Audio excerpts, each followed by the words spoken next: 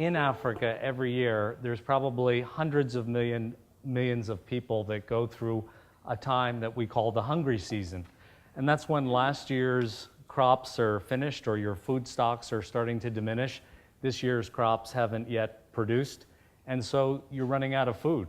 And what families would normally do would be to begin to sell assets, possibly to buy food. They would start cutting down the numbers of meals that they would eat per day.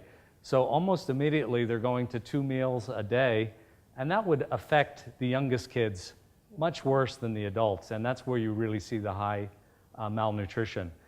And the last thing is you'd hate to see people eat their seed, because that's the future, and that's how you kind of get into the cyclic type of poverty. One very interesting program that we're doing right now is actually with the wattle tree in the Sahel region, Niger, Chad, Senegal, and the wattle tree produces seed. There are species that produce seed. Here in Australia, it's known as bush tucker, but there it's kind of like a safety net for people in a famine situation.